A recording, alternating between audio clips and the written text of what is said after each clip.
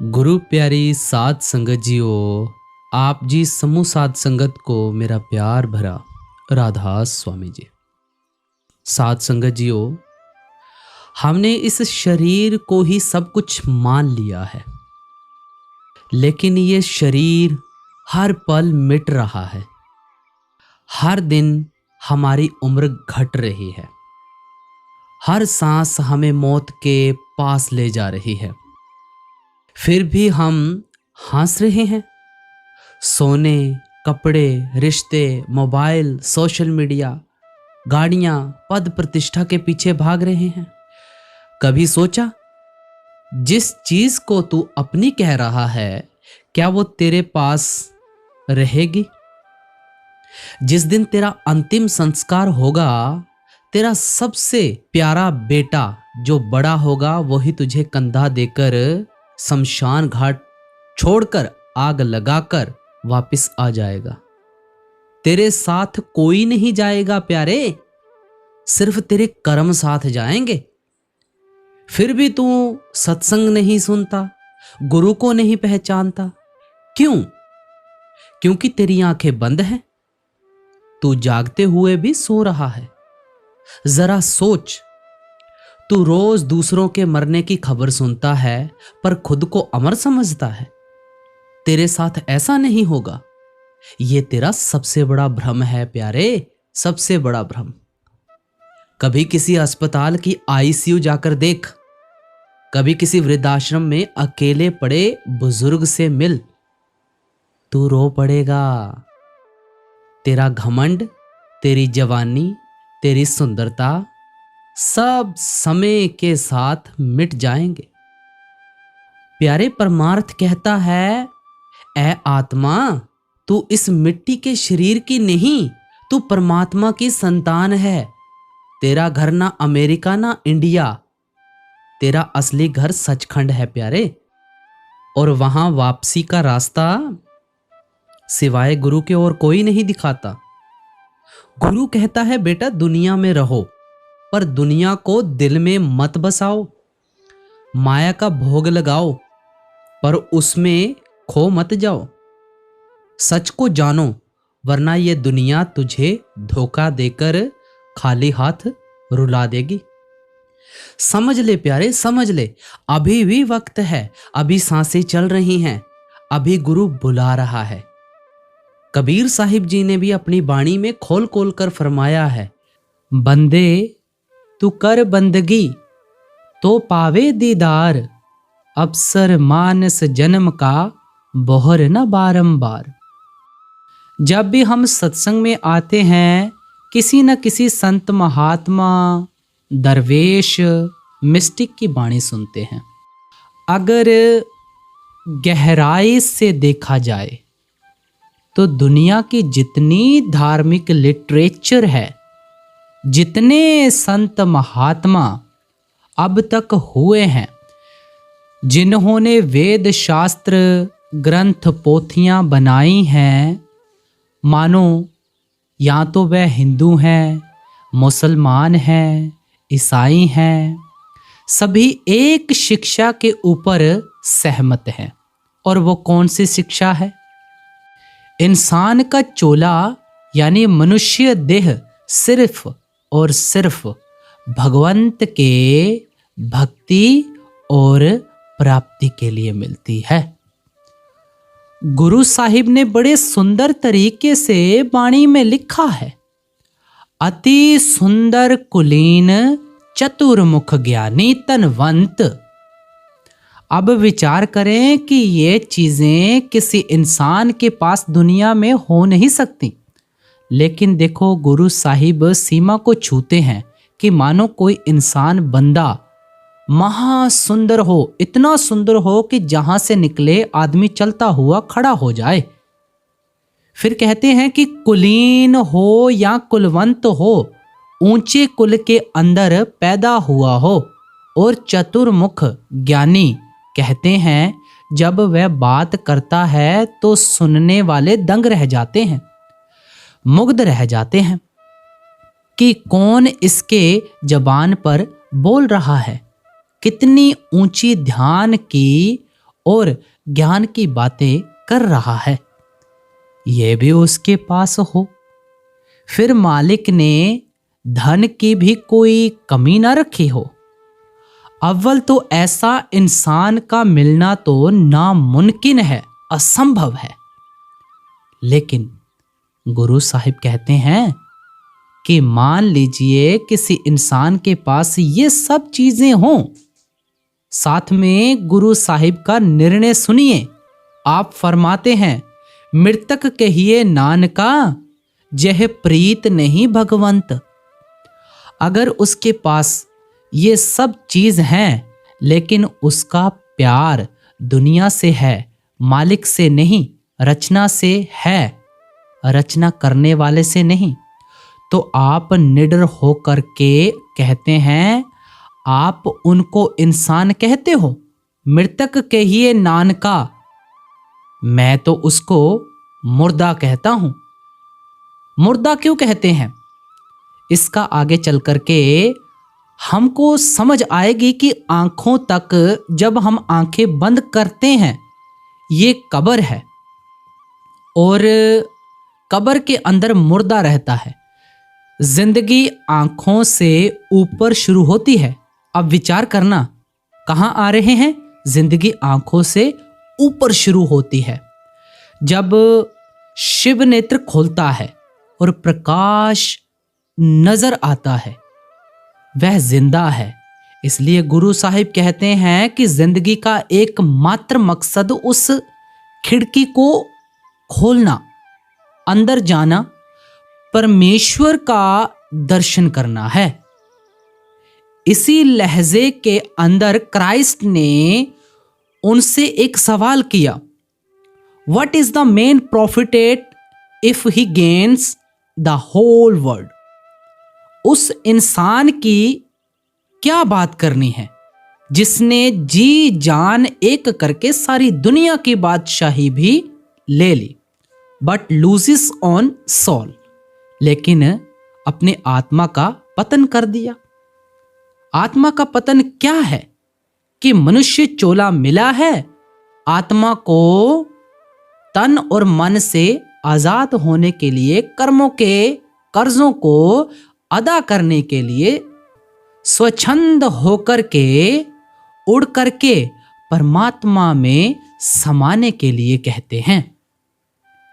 वो नहीं किया, असली मकसद को नहीं समझा, दुनिया के जड़ भभूति के पीछे दौड़ता रहा।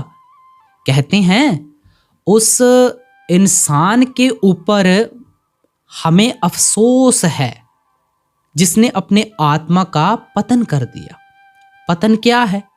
गुरु साहिब ने बाणी के अंदर लिखा है, इस पौड़ी ते जो नर चूके सो आए जाए दुख पाएदा।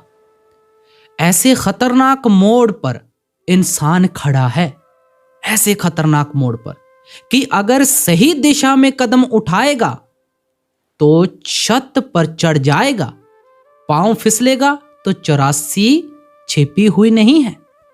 हमारे सामने कितने कीड़े मकोड़े हैं, पशु पंखी हैं, पानी के जीव हैं, बेअंत 84 का नक्शा हमारे सामने है। कहते हैं ये क्या है? आत्मा का पतन, इस पौड़ी से गिरना। फिर चरणदास महाराज जी ने समझाया, भर मत आयो तेरे को प्यारा। पता नहीं है मैं तेरा युगों का इतिहास तेरे सामने रखता हूं। यह लोग परलोक के वली होते हैं, ज्ञानी होते हैं। कहते हैं तू बहुत झक मार करके कई जन्मों के बाद इंसान बना है, पाई मानुष दे, अब कर क्या ऐसो अवसर। फिर कहां ये बार बार इंसान का चोला नहीं मिलता, कहां मिलेगा ये चोला? 84 लाख यूनों के बाद ये इंसान दे मिली है। बहुत टक्करे मारने के बाद, मुद्दत के बाद ये चोला मिला है। नाम शतावी ले। शतावी का अर्थ क्या है, विलंब मत करो, कल के ऊपर ना रखो, आज से करो। ये शताबी का अर्थ है। और नाम का अर्थ है अंदर का प्रकाश, अंदर का कीर्तन कहते हैं, उसको पकड़ने की कोशिश करो, इसलिए इंसान का चोला मिला है। इसलिए संत महात्मा पहले हमारे सामने मालिक की भक्ति का परम मकसद रखते हैं। कहते हैं दे यानी शरीर लेन देन अदा करने के लिए मिला है, बाल बच्चों की सेवा करनी है, सेवा लेनी है, दुनिया की जिम्मेदारियों को निभाना है, लेकिन मन परमेश्वर में रखना है। मन की दो अवस्थाएं होती हैं। हम तो संसार के कीड़े बने हुए हैं, दुनिया के गुलाम बने हुए हैं। उस मालिक का गुलाम बनना है, दुनिया की मर्यादा से सेवा करनी है। इस प्रोसेस को रिवर्स करने के लिए समय समय पर वक्त पर महात्मा आए। आज कबीर साहब हमको समझा रहे हैं। बड़े महाराजी सत्संग के अंदर कबीर साहब के जमाने की एक वार्ता सुनाया करते थे कि कबीर साहब का गुजरना एक खेत के पास से होता था। कबीर साहब ने एक बुजुर्ग को देखा जो खेती के अंदर व्यस्त था। कबीर साहब ने उनको आकर के कहा, बाबा अब तो जिंदगी की शाम हो गई, दुनिया के धंधे बहुत किए, अब मालिक की भक्ति भी कुछ करने की कोशिश कर।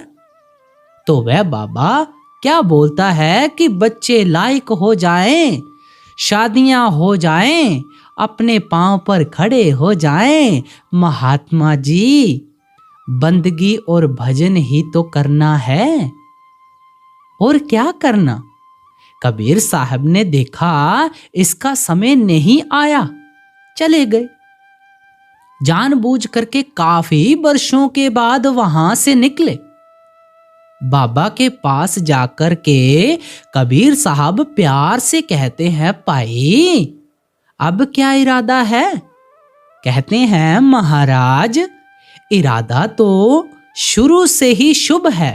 कहते हैं, भाई अब तो तेरे लड़कों की शादियां हो गईं, उनको बच्चे भी हो गए, अब क्या बचा है?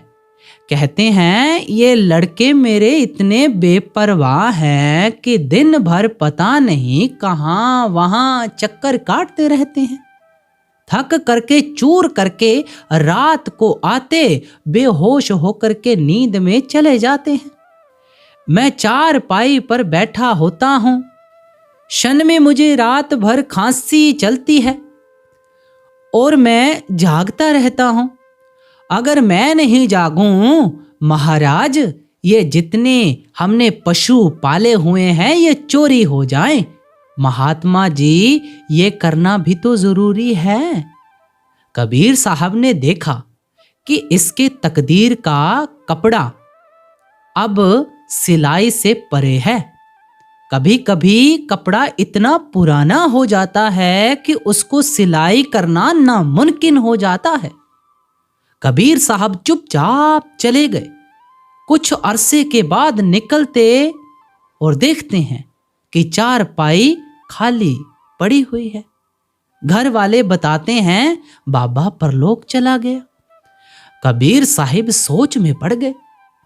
अब इन महात्मा और हमारे अंदर फर्क क्या है कि हम आंख बंद करते हैं और अंधेरा नजर आता है। ये शरीर के दायरे से निकलकर मालिक के दायरे तक पहुंच चुके हैं। कबीर साहब ने सोचा कि जिसका घर के साथ इतना मोह था, इतना चिपका हुआ था, वो गया कहां? अंतर ध्यान होकर के देखते हैं कि इनकी एक गाय है, उनके साथ इनका विशेष मोह था, बहुत प्यार था। उसका बछड़ा बन करके बाबा आया। अब तो बाबा नहीं है, उसका नाम बछड़ा है। बड़ा हुआ, बैल बन गया। उन्हीं लड़कों ने, उन्हीं पोतों ने उनको खेत में चलाया, डंडे मारे। बैल को ये पता नहीं कि डंडे मारने वाले कौन हैं और डंडे मारने वालों को ये पता नहीं कि बैल कौन है। फिर काफी अरसे के बाद जब उन्होंने देखा कि बेकार हो गया है, उन्होंने किसी बैलगाड़ी वाले के यहाँ बेच दिया। बैलगाड़ी वाले ने कुछ अरसे के लिए चला करके देखा कि अब काम का नहीं रहा। उसने तेली के यहाँ बेच दिया। तेली बैल की आंखें बंद करता है क्योंकि उसको एक चक्कर में चलाना होता है। अगर आंखों पर पट्टी ना लगावे वो चक्कर में चल नहीं सकता। अब तेली ने देखो मरने वाला है, तेली ने कसाईयों को बेच दिया। और इस सारी वार्ता को और इंसिडेंट को, अंतर के अनुभव को कबीर साहिब जाते वक्त बाणी के अंदर लिख के गए। अब क्यों लिख के गए? कि जो अज्ञान की पट्टी हमारे आंखों पर चढ़ी हुई है ये कुछ ढीली हो, हम उतारने की कोशिश करें। आपने बाणी के अंदर इस सारे वार्ता को किस तरह लिखा? बैल बने क्या वो बाबा, बैल बना बैल बने हल में जुते, उसके बाद ले गाड़ी में देन, तेली ने कोल्लू रहे पुन घेर कसाई, लेन यह चौथा स्टेज आगे मांस कटा बूटी बिकी चमड़न मरी नकार। कबीर साहिब इतनी बारीकी से देख रहे हैं। कहते हैं कसाई ने उसको काट दिया, उसके मांस को बेच दिया और उसकी चमड़ी जा करके एक नगाड़े के ऊपर लगी। वह नगाड़ा किसी मंदिर में रखा हुआ है। कहते हैं चमड़न मरी नकार। आखिर में कहते हैं कछुक कर्म बाकी रहे ता पर पड़ती मार, कछुक कर्म बाकी रहे ता पर पड़ती मार। कहते हैं जो मंदिर में जाता है दो डंडे नगाड़े को मार करके उसके खाल को मार करके अंदर जाता है। कबीर साहिब कहते हैं लख अफसोस इंसान की बेपरवाही के। अब ये छोटी सी बात जो कबीर साहिब का अपना अनुभव है और बाणी के अंदर दर्ज है। आप बाणी पढ़कर देखें कबीर साहिब जी की, उसकी ऊपर विचार करना चाहिए कि उस बाबा ने कौन सी हत्या की थी, कौन सा ऐसा मोटा गुनाह किया था। उसने जिसको हम आम जिंदगी गृहस्थी की जिंदगी कहते हैं वही निकाली थी, जिसको आम आदमी इनोसेंट नॉर्मल लाइफ कहता है। क्या उसने बाल बच्चों से मोह किया था? दुनियादारी के अंदर फंसा हुआ और हमारे सामने है कि कितना गंभीर नतीजा निकला।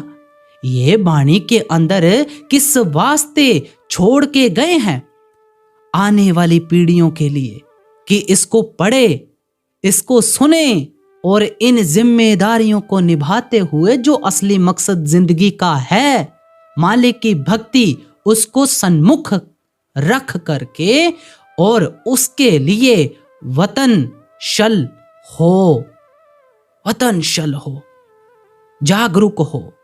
इसलिए आप समझाते हैं कि पहले अगर तुमने ये नहीं किया है तो उस वाणी को सुन करके अपने जिंदगी के अनेक इंसान मकसद रखता है, लेकिन अपना परम मकसद मालिक की प्राप्ति है। कहते हैं वो मालिक का दीदार या दर्शन कहाँ होगा। संतों ने अच्छी तरह समझाया कि दुनिया की सारी ग्रंथ और महात्मा उस परमात्मा को सर्वव्यापक कहते हैं, इससे कोई इनकार नहीं करता। अगर वह सर्वव्यापक है तो हमारे अंदर कैसे नहीं होगा। इसलिए संतों ने अगर परमात्मा का दर्शन किया और करने की हिदायत की तो अपने शरीर के अंदर की। इसलिए गुरु साहिब ने लिखा है हर मंदिर ए शरीर है ज्ञान रतन प्रगट होए। कहते हैं बाकी मंदिर तो इंसान बनाता है, ये वह मंदिर है जो परमेश्वर ने खुद बनाया है, बना करके अंदर मार्ग रखा है, नाम और शब्द। क्या कहते हैं? नाम और शब्द का, और अंतिम मंजिल पर खुद बैठ गया है कि ये इंसान की आत्मा तन मन का साथ छोड़ करके मेरी गोद में निवास करे, अमर अजर अविनाशी बन जाए, क्योंकि उसकी अंश है। सो इसलिए दादू दयाल साहिब ने वाणी की अंदर लिखा, काया अंदर पाया सब देवन का देव, 33 करोड़ देवता माने जाते हैं। लेकिन हम थोड़ा गहराई से सोचें कि उसको उन 33 को बनाने वाला एक है। इसलिए दादू दयाल साहिब कहते हैं वो देवन का देव है जिसने सब देवी देवता बनाए हैं, और उसका दर्शन मैंने काया के अंदर किया है। क्राइस्ट ने अपने सेवकों को कहा, ye are the temples of living God. आपका शरीर परमात्मा का जिंदा हर मंदिर है। सो इसलिए अगर हमारे शरीर के अंदर परमात्मा का दर्शन करना है तो शरीर के किसी हिस्से के अंदर करना। इसको समझाते हुए महात्मा कहते हैं, और प्रारंभ में इसका इशारा भी हुआ कि उसका दर्शन अपने घट में होगा। इस शरीर के 2 भाग हैं, आंखों तक धड़ कहते हैं, आंखों से ऊपर ऊपर अधर कहते हैं। महात्मा अधर को घट भी कहते हैं। स्वामी जी महाराज वाणी के अंदर लिखते हैं, तेरा धाम अधर में प्यारी ए आत्मा, तेरा धाम तेरा निज घर आंखों से ऊपर है। क्यों धड़ संग बनानी, तुम क्यों इस धड़ के साथ अपने आप को कैद करके बैठे हो? इसलिए संत महात्मा समझाते हैं कि ये घट के अंदर है। घट हिंदी शब्द है जिसका मतलब घड़ा है। जैसे घड़े की शक्ल होती है, यह हमारा इंसान का सर उल्टा खड़ा है, इसलिए इसको महात्माओं ने घट कहा है। गुरु साहिब ने वाणी के अंदर लिखा, सब कुछ घट में बाहर नाही, बाहर टोले सो परम पुलाई। सारी दुनिया ढूंढ रही है सो परम पुलाई कहते हैं आज तक किसी को नहीं मिला। जिसको मिला अपने अंदर मिला। अब इस घट का एक दरवाजा है जिसको आम तौर पर हमारे हिंदू शास्त्र शिव नेत्र कहते हैं। हमारे अंग्रेजी महात्मा उसको थर्ड आई, सिंगल आई कहते हैं, और हमारे वेद पुराण शास्त्र उसको ब्रह्मरंध्र कहते हैं। ब्रह्मरंध्र का अर्थ दरवाजा है जिसको क्रॉस करके हमको घट के अंदर जाना है। अब इस घट के अंदर क्या है? क्या परमात्मा ने इसके अंदर खजाने रखे हैं, खुशियां रखी हैं, और उन खुशियों को और शांति को कैसे पाना है? तो अगली कड़ी में कबीर साहिब फरमाते हैं, जी बंदे तू कर बंदगी तो पावे दीदार, अफसर मानस जन्म का बोहर न बारंबार। कथा कीर्तन कल निशय भवसागर की नाव, कहे कबीर जब तरन को नाही और उपाओ। अब अच्छी तरह समझाते हैं कि इस घट के अंदर वह मार्ग कौन सा है। उसको आप कीर्तन का मार्ग कहते हैं, जिसको हम साउंड करंट कहते हैं। ये कोई नया लफ्ज नहीं है। जब से दुनिया के अंदर महात्मा आए इसका जिक्र करते आए। अब अपने वेदों शास्त्रों को पढ़ते हैं, उधर श्रुति का जिक्र आता है। क्या वो आवाज जो अंदर के कानों से सुनी जाती है, फिर इसको उद्गीत कहते हैं। क्या वो गीत जो दिन रात हमारे अंदर हो रहा है और महात्मा या हमारे वेद शास्त्र उसको आकाशवाणी भी कहते हैं। जब हिंदू महात्मा उसको आकाशवाणी कहते हैं तो मुसलमान फकीर उसको बांगे आसमानी कहते हैं। दोनों का अर्थ समान है और उसी को ईसाई महात्मा हेवनली हारमनी कहते हैं। हारमनी का अर्थ कीर्तन है, जो आकाश के ऊपर कीर्तन हो रहा है। अलग अलग लफ्जों से उस शक्ति को बयान किया गया है, जिसको आम महात्मा नाम और शब्द कहते हैं। उसके अंदर बेअंत प्रकाश है।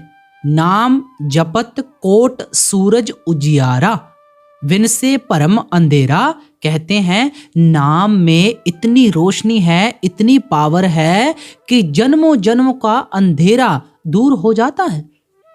अपनी सारी जिंदगी देख सकता है, किसी के इतिहास को देख सकता है, जो इसके जरिए परमात्मा का दर्शन कर लेता है।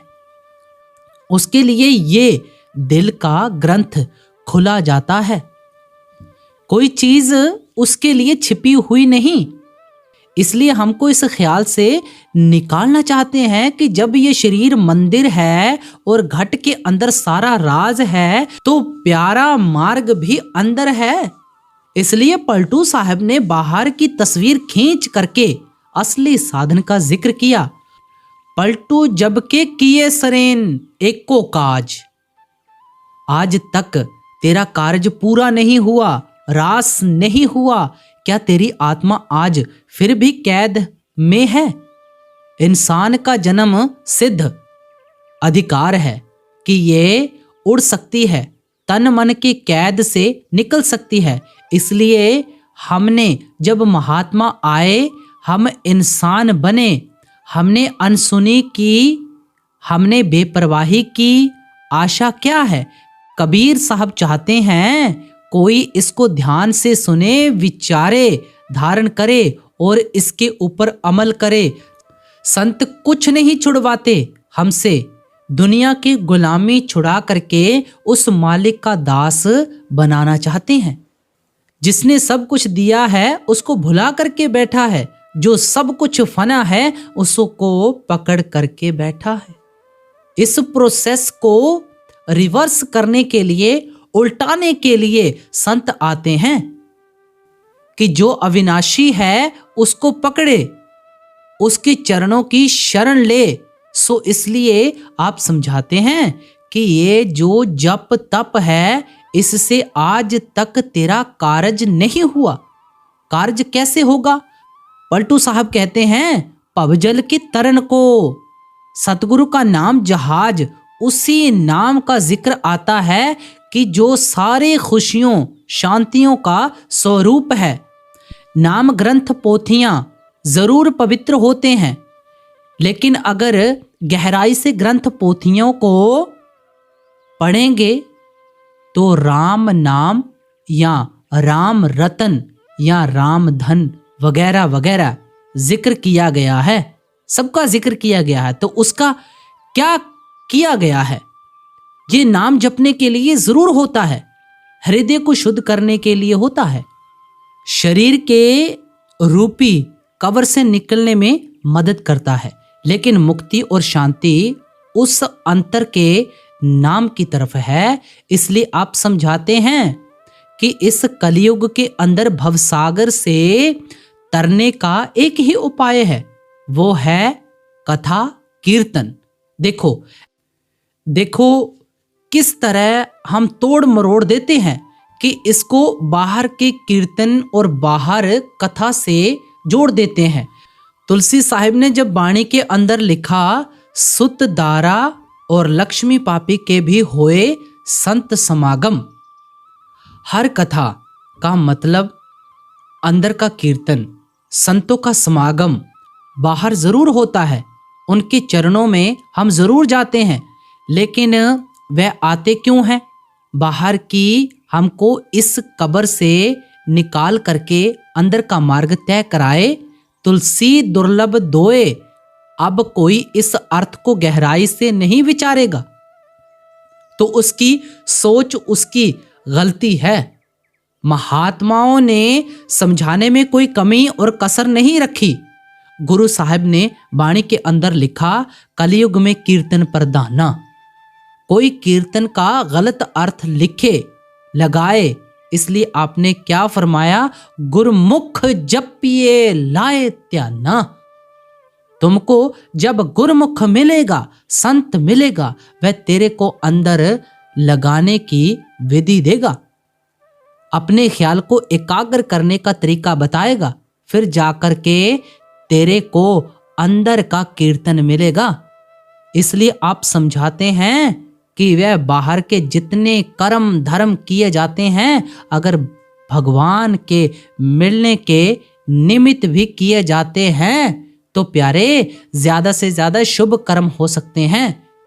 तेरे को मुक्ति का साधन चाहिए तो नाम की कमाई कर पाई, अंदर जाने से होगा जो होगा। अब घट के अंदर नाम गूंज रहा है, नाम चमक रहा है, खुशियों का दाता है, बेअंत शांतियों का भंडार है, उसको कैसे पकड़ें?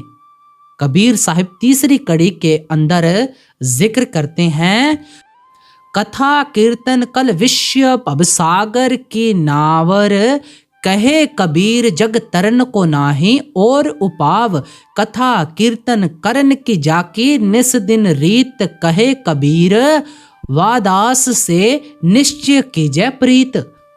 अब अच्छी तरह समझाते हैं कि इसके लिए उसका भेदी चाहिए, उसका जानकार चाहिए। आजकल जो कुछ भी हम अब तक सीखे हैं, बचपन में हम माता पिता से सीखे, फिर भाइयों बहनों से सीखे, फिर स्कूलों के अंदर कॉलेजों के अंदर सीखे, फिर ये ज़िंदगी भी एक बड़ा स्कूल कॉलेज है जहाँ इंसान गिरता है, ठोकरें खाता है, अनुभव पाता है और बहुत कुछ गलतियों के ज़रिए सीखता है।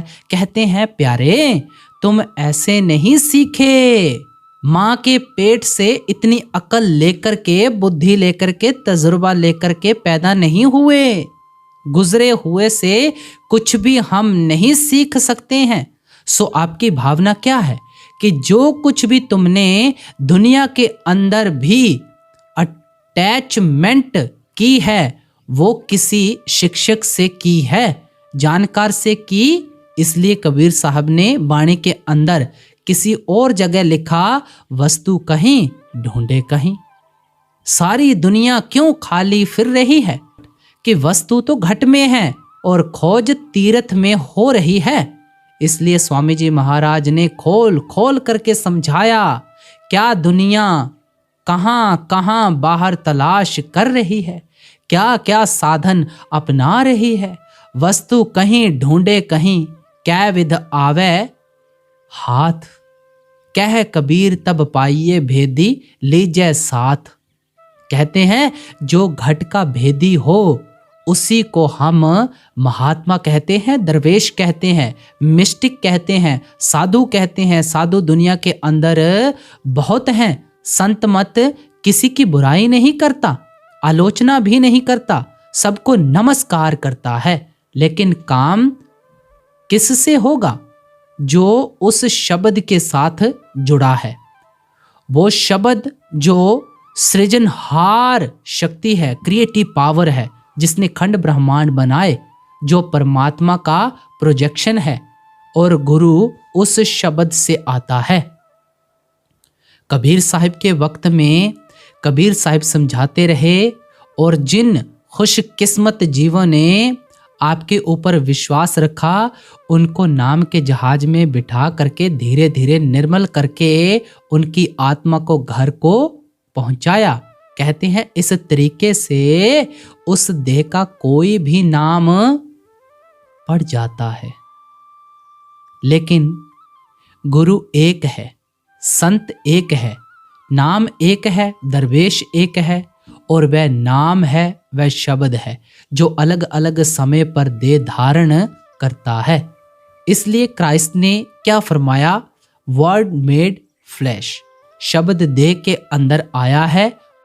उस देहधारी महात्मा जो वक्त का है वह असली उसका सेंस शब्द है। वह नाम वह परमेश्वर है। इसलिए आप समझाते हैं कि ऐसे भेदी से तेरा काम ऐसा महात्मा कोई सत्संग के अंदर बाहर मुखी क्रिया नहीं बताएगा। जब मार्ग अंदर है, परमेश्वर अंदर है, तो बाहर मुख क्रिया में लगने का क्या अर्थ। ऐसे बाहर से भी ऐसे संतों महात्माओं की निशानी ये होती है कि वो कुछ नहीं चाहते। चाहने वाला कौन हो गया। मंगता अगर इज्जत भी चाहता है तो मंगता है। अगर मन शांति चाहता है, कुछ भी चाहता है, दाता किसका नाम है जो देता है। जिसको कछु न चाहिए सोई शहंशाह। कहते हैं उसकी कोई चाहना नहीं होती, उसकी ख्वाहिश और तमन्ना एक होती है।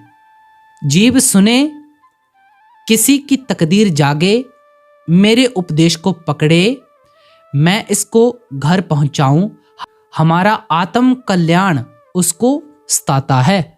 इसलिए ऊपर के शीतल देशों से उतर करके नीचे आता है। यहाँ की शक झोले सहन करता है, केवल हमारे खातिर कि हम इस देह से निकलें, मन के पंजे से आजाद हों, हमारी आत्मा निज भंडार के अंदर लीन हो। इसलिए वो बाहर का कोई भेख भी नहीं रखता है। करामात दिखाना उसका काम नहीं। ये लोअर डिग्री के साधु होते हैं जिनके पास रिद्धि सिद्धियां शक्तियां होती हैं। ऐसे पूर्ण महात्मा मालिक की रजा में राजी रहते हैं। क्राइस्ट ने सूली के ऊपर चढ़ते वक्त क्या कहा? Thy will be done. जो कुछ हो रहा है वो आपके हुक्म और भाने के अंदर हो रहा है। ये संत की निशानी होती है। ये करामातें और ये जो रिद्धि सिद्धियां हैं, ये तो मदारी का खेल है, ये तो खिलौने हैं। ये कोई आजादी का साधन नहीं, मुक्ति का साधन नहीं। संत महात्मा ठोक बजा करके अपनी शिक्षा को हमारे तक पहुंचाने की कोशिश करते हैं कि शायद किसी की तकदीर जागे, असली चीज, असली राज को समझने की कोशिश करे और इस जिंदगी के अंदर इसको सफल करने की कोशिश करे। अगली कड़ी में फरमाते हैं जी, कथा कीर्तन करण की जाकी, निस दिन रीत कहे कबीर का दास, से निश्चय कीजिए प्रीत, सकल दूर मत दूर कर आछो, जन्म बनाव काग गमन गति छाड़े, जे हंस गमन गतियाब। अब तक जो कुछ हमने सुना कितना सिस्टेमेटिक है कि हमारे सामने पहले जिंदगी का असली मकसद रखा। उस मकसद तक पहुंचने का साधन क्या है कि हमारे घट के अंदर वो दिन रात शब्द खुराक है, नाम खुराक है। कहते हैं उसको पकड़ के परमेश्वर के पास जाना है और इसके लिए हमको जरूरत है तो उस जानकार की, उस भेदी की जो शब्द का रसिया हो। इसलिए पलटू साहब ने क्या लिखा? धुन आनी जो गगन की, सो मेरा गुरुदेव में उस महापुरुष के आगे माथा टेकूंगा जो मेरे अंदर को घंटे की धुन, अंदर की अनहद शब्द को प्रकट करे। ये मंदिर के अंदर, गिरजे के अंदर घंटा बजता है, ये भी ऋषि मुनियों महात्माओं ने अंदर सुन के बाहर रखा है।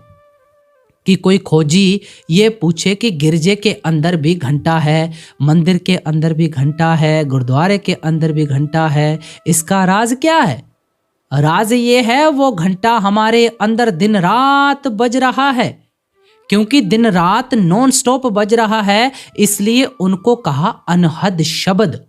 अनहद के दो अर्थ हैं कि वो नॉन स्टॉप है और फिर उसकी कोई हद नहीं है, क्योंकि वो त्रिलोकी से पार ले जाता है।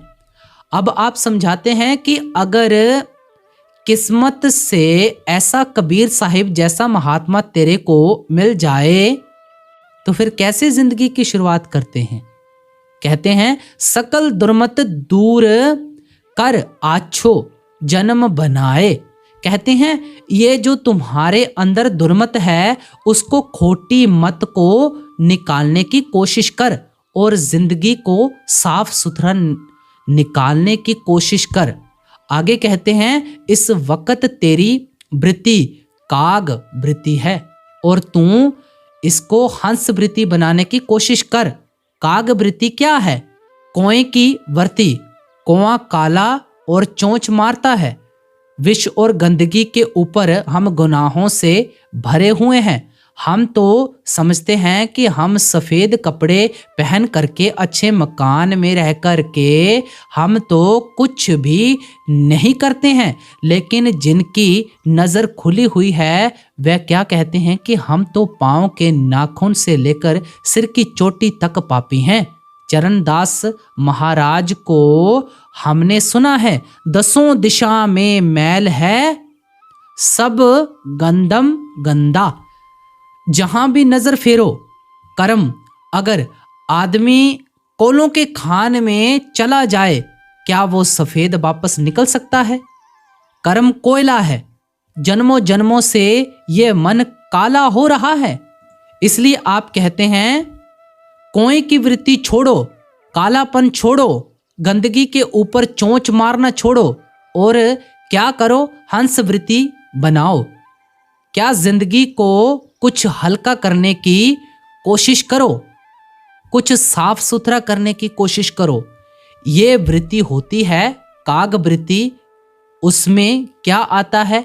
ऐसा संत महात्मा जो सच्चा और पूर्ण महात्मा होगा वह हमारे को पहले आहार को शुद्ध करने की हिदायत करेगा कि किसी किस्म का मांस नहीं खाना, किसी किस्म का नशा नहीं लेना है कि यह अंधकार पैदा करने वाली चीज़ है, हमारे आंखों के सामने है। जब घर के अंदर कोई शराब पी कर के आता है घर वालों की देह कांपना शुरू हो जाती है।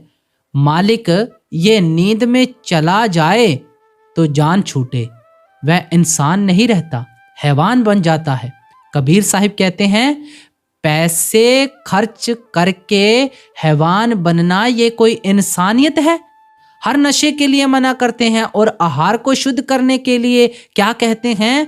हक हलाल का टुकड़ा खाओ। इतिहास हमारे सामने जोर जोर से पुकार करके गवाही देता है कि जब भीष्म पितामह तीरों के सेज पर सो करके ज्ञान की बातें कर रहा था तो द्रौपदी ने टोका कि महाराज जब दुर्योधन की भरी सभा के अंदर मुझे नगन कर रहे थे आप भी मौजूद थे, उस वक्त आपका ज्ञान कहाँ गया था? आप मुख से एक वचन भी नहीं बोले। तो उस वक्त उन्होंने उत्तर दिया कि पुत्री तू सच कहती है, मैंने दुर्योधन का पाप का कमाया हुआ अनाज खाया था, इसलिए मेरी बुद्धि मंद हो चुकी थी। अब मुझे तीर लगे हैं, मेरा खून निकल चुका है, वह गंदगी साफ हो चुकी है। मैं प्रकाश के अंदर खड़े होकर के बात कर रहा हूं। सो इसलिए आप कहते हैं कि सावधान होकर के चलना है जिंदगी के अंदर। सो इसलिए जैसा हम खाना किसी का खाएंगे, कबीर साहिब ने तो यहाँ तक लिखा जैसा पानी पीजिए ऐसी बोली होए, भाई चोर के घर जाकर पानी पी करके आओगे तेरे को चोरी के ख्याल आएंगे। ये सीधा साधा कानून है जिससे हम बच नहीं सकते हैं। हम तो चोरों ठगों से हाथ मिलाते रहते हैं, बगल गिर होते रहते हैं। क्या कुछ हो रहा है? संत चिताते हैं, हमें जताते हैं, कहते हैं अब एक निराली जिंदगी तेरे को निकालनी पड़ेगी, साफ सुथरी जिंदगी निकालनी पड़ेगी। क्या कि अपने आहार को शुद्ध करना, अपने व्यवहार को शुद्ध करना। व्यवहार को शुद्ध करने के बारे में आगे हिदायत करते हैं, इसलिए कहते हैं ये हंस वृत्ति है।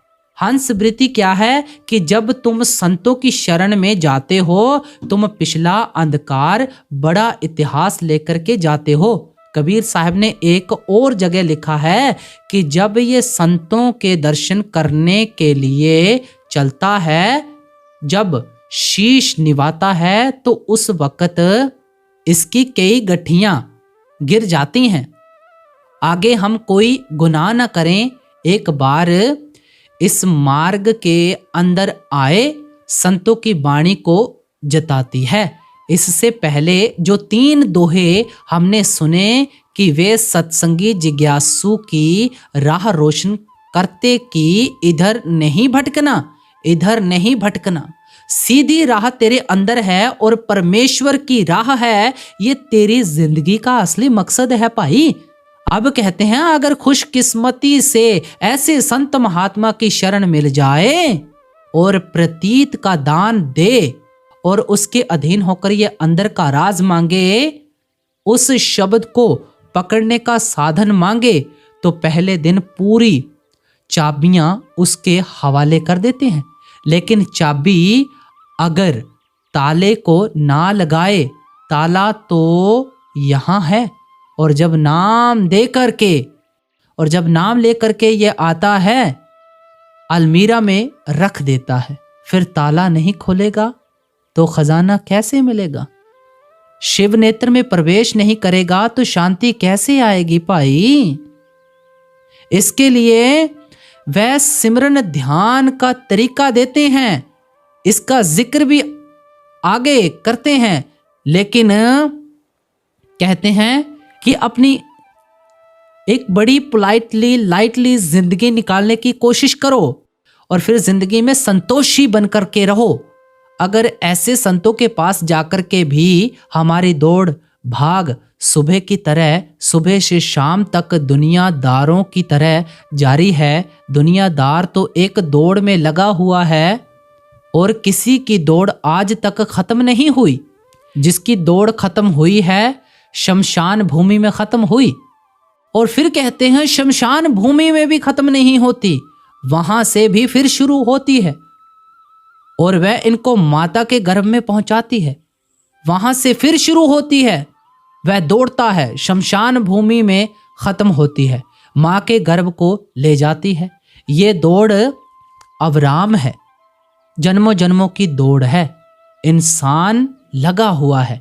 कहते हैं है इंसान जरा रुक, हमारे बात के ऊपर चिंतन कर, विचार कर, अच्छी तरह अंदर बिठाने की कोशिश कर कि जो तू कदम उठाने लगा है, वचन बोलने लगा है, विचार करने लगा है, नतीजे के ऊपर निगाह कर। सारी दुनिया अंधेरे में है, नतीजे के ऊपर निगाह नहीं रखनी है। इसलिए 84 का और जन्म मरण का दुख इसको भोगना पड़ता है। ये तहे दिल से चाहते हैं कि ये पुराना दाग मिट जाए और ये जन्म मरण का दाग, सो इसलिए आप समझाते हैं कि इसके लिए संतोषी बनना पड़ेगा, अपनी ज़रूरतों को कम करना पड़ेगा। आप देखो समय कोई हम बढ़ा सकते हैं, बहुत आलीशान मकान बना दिया, खाने पीने के सामान लगा दिए। अगर हम 10 घरों के अंदर मेहमान होकर के जाते हैं, क्या वो लोग हमारे अंदर हमारे पास मेहमान होकर के नहीं आएंगे? अब आगे समझा रहे हैं ये तो दुनिया का रास्ता है, अब तुमको अंदर जाने का रास्ता मिला है और तुम सही मायने के अंदर हंस वृत्ति कल्टीवेट करो। क्या संतोषी आदमी थोड़े के ऊपर राजी रहता है?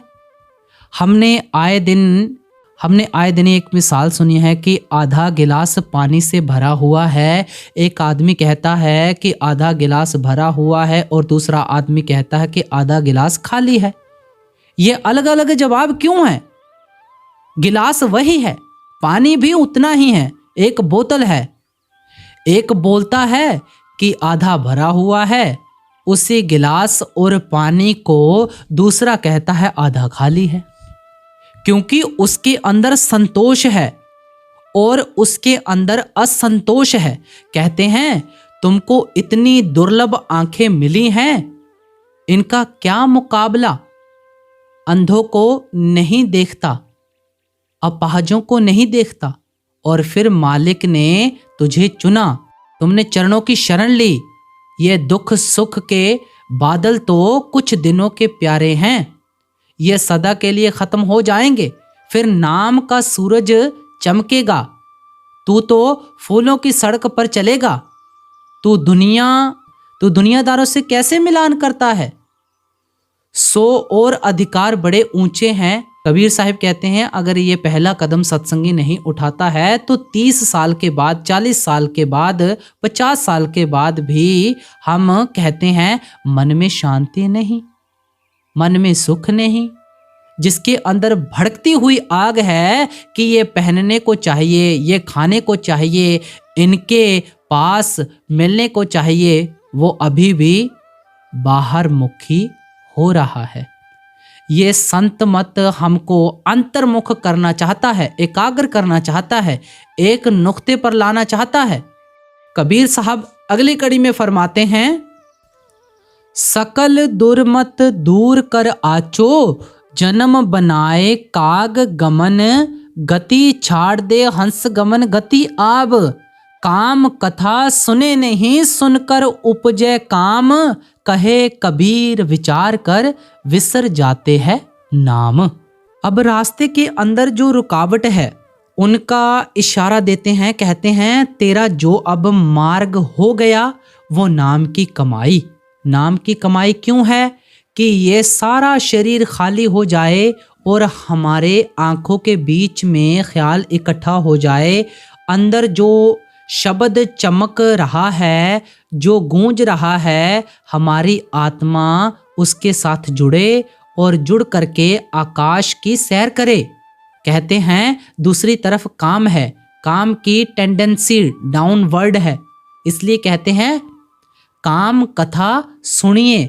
जो सत्संगी अपने ख्याल को काम से नहीं निकाल सका है वो नाम की तरफ जैसे जा सकता है आए।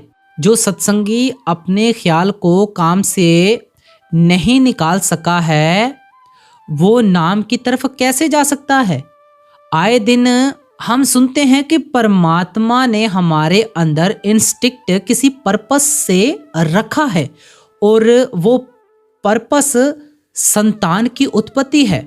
लोग मरते रहते हैं, लोग पैदा होंगे, तब उनका कारोबार चलेगा, लेकिन हर चीज की मर्यादा है। नदी बहती है दो किनारों के बीच में, और जब पानी ज्यादा हो जाता है क्या हो जाता है, बाढ़ आती है, हानि होती है। इसलिए गृहस्थ आश्रम की मर्यादा है, लेकिन फिर भी इशारा जब काम का करते हैं तो इनका विशेष इशारा स्त्री और पुरुष की तरफ होता है। कहते हैं नैन नीचे रखो, विचार ऊंचे रखो, गुरु का ध्यान सामने रखो। अगर गुरु का ध्यान रखोगे तो तुम सत्संगी हो। अगर कोई औरत और पुरुष आंखों के सामने घूम रहा है, तेरा गुरु वो कामनी है, कामी का गुरु कामनी।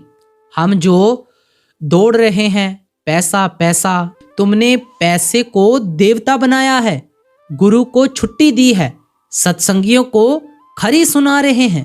जब जुबान से कहते हो मैं फलाने गुरु का सेवक और चेला हूं, तुम पैसे के चेले हो, तुम धन के सेवक हो।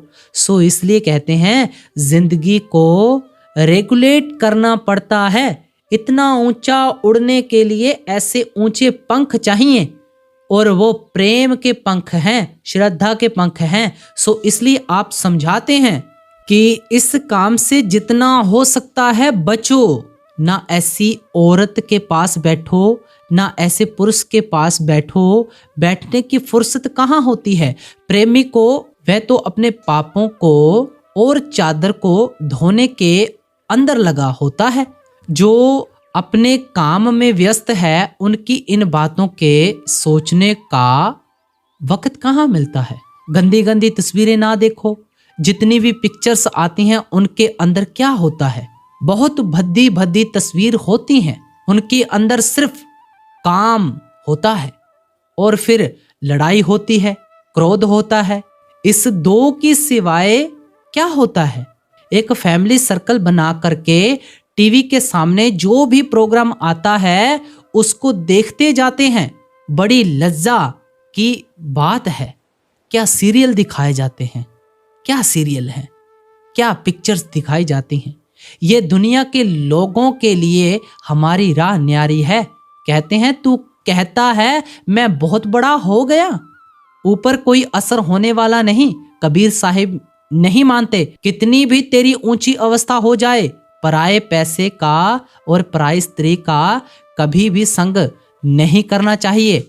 सो इसलिए आप उपदेश करते हैं कि जितना हो सकता है कि ऐसे लोगों से बचने की कोशिश करो, ऐसे सिचुएशन से निकलने की कोशिश करो। ऐसे किस्म की किताब ना पढ़ो, कोई नवल ना पढ़ो, कोई मैगजीन ना पढ़ो जिसके अंदर केवल और केवल काम का जिक्र किया गया हो, बेकार की बातें लिखी हों, बेकार की तस्वीरें हों। हम मालिक को चाहते हैं, भगवान को चाहते हैं और थोड़ी सी कुर्बानी देने को तैयार नहीं है। एक दिन हमारे टीवी का प्रोग्राम मिस हो जाता है, खाना हजम नहीं होता है और वो आदमी दावा करता है बहन भाई कि मैं परमात्मा को हमारी सारी जिंदगी को ओवरहॉल करना चाहते हैं।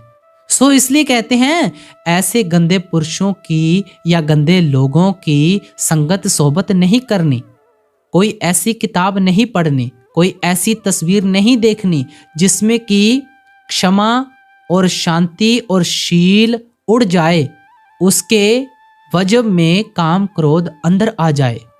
अब अगली कड़ी में फरमाते हैं काम कथा सुनिए नहीं, सुनकर उपजे काम, कहे कबीर विचार कर विसर जात है नाम। मधुर वचन है औषधि, कटुक वचन है तीर, श्रवण द्वारे होवे संकरे साले सकल शरीर। अब कहते हैं अपनी बोली बदलने की कोशिश करो। कहते हैं मधुर वचन है औषधि। औषधि का क्या मतलब है? जख्म पर लगाओ, मलम ठंडा ठंडा होता है, जख्म के अंदर आराम हो जाता है। और फिर कहते हैं कटुक वचन है तीर, जो तुम जोश में आकर के बोलते हो तीर का काम करता है। और तीर कहाँ जाता है? दोहे के आगे वाले हिस्से के अंदर बताते हैं, कहते वह तीर कान के जरिए जाता है, सुनने वाला सुनता है और जख्म कहाँ करता है? हृदय को, जिसके अंदर परमेश्वर बैठा है, जिस परमेश्वर की तू खुशी चाहता है, जिस परमेश्वर का तू दर्शन चाहता है और तू दिलों को घायल कर रहा है। क्या मतलब है कबीर साहिब का कि जुबान को पहले जो मीठा सोचेगा वो मीठा बोलेगा। शुरुआत सोचने से होती है, इसलिए संत मत हमारे सारी थिंकिंग को रीडायरेक्ट करता है कि कोई दुनिया के अंदर बैरी नहीं है, कोई अपना पराया नहीं है। ये मन है जो बैरी है, किसी को अपना कहता है, किसी को पराया कहता है। अपना मित्र तो एक है और वो परमेश्वर है, वो नाम है, वो गुरु है। ये तीनों एक अलग नाम है लेकिन शक्ति एक है। आप देखो पानी को हम ठंड देते हैं तो बर्फ हो जाती है, पानी को गर्म करते हैं तो भाप हो जाती है, लेकिन तीनों का सेंस क्या है? परमेश्वर जब दुनिया की रचना खंडों ब्रह्मांडों की करता है तो उसका नाम शब्द है। जब वह जीवों को जिताने के लिए संसार में आता है उसका नाम सतगुरु है, महात्मा है, दरवेश है। सो इसलिए आप समझाते हैं तीनों का सेंस एक है, दरअसल एक ही चीज है। इसलिए आप समझाते हैं इस राह के अंदर ना दिख रहा है, एक एक विचार करो। जो चौकीदारी करेगा वो अपने वचन की चौकीदारी कर सकेगा और विचारों की चौकीदारी पहले दिन गुरु बता देता है। आगे चल करके कबीर साहिब समझाते हैं, जब तुम्हारा ख्याल नाम के अंदर होगा, सिमरन के अंदर होगा, तो किसी की कोशिश के बारे में सोच विचार नहीं आएगी। जिसके बारे में तू सोचता है प्यारे, उनकी शक्ल घूमती रहती है। कोई सेवा करता है, कोई तोड़ तोड़ करके सेवा लेता है। जो सेवा करता है वह अच्छा लगता है, जो सेवा तोड़ तोड़ करके लेता है वह हमको अच्छा नहीं लगता। लेकिन हम कारण भी जानते हैं कि ऐसे क्यों हो रहा है। जिसकी हमने सेवा पिछले जन्म में की है वह सेवा कर रहा है, जिसको हमने तोड़ करके काम में लिया है। या तो हिसाब किताब है, कोई पराया नहीं है, कोई अपना नहीं है। अपना तो एक परमेश्वर है, वो शब्द है, वो मालिक है। बाकी तो यहाँ दुनिया के लोग फंसाने वाले होते हैं। अंत समय प्राण निकलने लगते हैं, पत्नी बाह पकड़ती है, बेटा दूसरी बाह पकड़ता है। जाने वाले को एफडी कहाँ रखी है, चाबियां कहाँ रखी हैं, कौन तेरा महात्मा कहता है। जरा गहराई से विचारने की कोशिश करो कि किनके पीछे तुम सारी जिंदगी लुटा रहे हो। इन्होंने तुझे क्या दिया, अब तक इसके बाद तुझे क्या देने वाले हैं। जो तेरे साथ रह सकता है, तेरा बन सकता है, उसको बनाने की कोशिश कर। इसलिए कहते हैं जैसे कड़वा बोलना हमारा स्वभाव हो चुका है। 20 से 25 साल के सत्संगी को जब हम प्रेम से कहते हैं कि भाई तुम ऐसे क्रोध से क्यों बोलते हो, तो जवाब देता है जी मेरा बोलना ही ऐसा है। गुरु की शरण में आने का कोई प्रोसीजर होता है, और वो प्रोसीजर यह महात्मा हमको बता रहे हैं कि मधुर वचन जो होता है वह औषधि होता है। तुलसी साहिब ने किसी और जगह लिखा, तज दे वचन कठो, कहते 3 लफ्जों का एक मंत्र देता हूं। इस मंत्र को अगर तुम अपना लोगे तो अपने तो तुम्हारे अपने रहेंगे ही, सारे पराये जो होते हैं वो अपने होंगे। जरा मन पर सोचें, ठंडे दिल से विचार करें, हम क्या चाहते हैं कि प्यार से कोई बोले। अगर हम ये चाहते हैं कि कोई हमसे प्यार से बोले, प्यार से चले, तो हम कैसे उसके ऊपर आग फेंकते हैं, उस पे और कटु वचन उसके साथ करते हैं। अगर वह हमारी मातहत उस वक्त नहीं बोलेगा, लेकिन घर में जाकर रोएगा, उसके अंदर से क्या आह नहीं निकलेगी? क्या वो आह और अंदर से जो पुकार निकलेगी वो खाली जाएगी? वो खुदा और वो परमात्मा बहरा है, जिसके कानों के जरिए उसके हृदय में गई है। जहां परमेश्वर बैठा है, अच्छी तरह हमको परहेज भी बता रहे हैं, दवा भी बता रहे हैं। अब सारा सत्संग फरमाकर अंत की कड़ियों में हमें समझा रहे हैं, मधुर वचन है औषधि, कटुक वचन है तीर, श्रवण द्वार है संचर साले सकल शरीर। जो तू चाहे मुझको छाड़, सकल की आश मुझ ही, ऐसा रहे सब सुख तेरे पास। कहते हैं संत महात्मा ये आशा लेकर के आते हैं कि कतरा सागर में लीन हो जाए। जब कतरा सागर में लीन हो जाता है तो क्या होता है, कतरे की तलाश करो तो कतरा मिलता नहीं, फिर वो कतरा सागर हो जाता है। और सीधा मार्ग बताते हैं कि कैसे इसकी प्राप्ति हो सकती है। कहते हैं तेरी आत्मा अब तन के अंदर कैद है, यह काल का पिंजरा है। सब इस मकान को खाली करके जाते हैं, और हम अच्छी तरह जानते हैं कि मन एक भूत है। ये सारी कचहरी के अंदर क्यों भीड़ लगी हुई है, किसने लगाई है? मन ने, इसी ने लगाई है। किस घर के अंदर शांति है? 4 आदमी घर के अंदर रहते हैं, चारों के अंदर विचार अलग हैं, खूब लड़ाइयां होती हैं। सत्संगियों के घरों में होती हैं, खूब लड़ाइयां होती हैं। जब तुम नाम की कमाई करोगे ना, फिर तेरा एक काम होगा। नाम की कमाई क्या है? गुरु की शरण में जब हम जाते हैं तो हमको कहते हैं भाई अमृत वेले तेरे ऊपर कोई बोझ नहीं, कोई जिम्मेवारी नहीं। हाँ, तेरे और परमेश्वर के बीच में अगर कोई रुकावट है तो वो नींद की रुकावट है। तुम जल्दी सो जाओ और अमृत वेले उठ करके बैठो। अमृत वेले सारे ऋषि मुनि महात्मा उठ करके बैठते हैं। आज तक कोई परम पद को नहीं पहुंचा। जो अमृत वेले जागा है उसने पाया, ये ब्रह्म मुहूर्त कहलाता है। सारे वातावरण के अंदर शांति होती है और ये जो वातावरण होता है ये भक्ति की लहरों से भरा होता है। उस वक्त मन के बोझ भूल जाओ, जिंदगी की चिंताओं को भूल जाओ, प्यारे नाम के ही बन जाओ। आशिक बन के बैठो, एक मन बैठो, एक चित बैठो, सारे दुनिया का ख्याल भूल जाओ। अब मालिक की खिदमत में बैठे हो, उसकी चाकरी में बैठे रहो। जब दिन भर तूने दुनिया की चाकरी की, अब मालिक की चाकरी कर। आपने मन को सिमरन के अंदर रखना है, आंखों के बीच में रखना है। ये नॉकिंग है और दरवाजा जो बंद करके बैठा है वो अंदर है। जब ये देखेगा कि ये मेरे लिए तड़प रहा है, हम मीराबाई के शब्द पढ़ते हैं तो हमारे आंखों से आंसू बहते हैं। कभी विचारती है कि मीरा के दिल के अंदर कितनी धधकती हुई आग होगी। उसकी पुकार जो अंदर से निकली है, आज उसके गीत और शब्द बने हुए हैं। उनको सुन करके आंखों में आंसू आते हैं।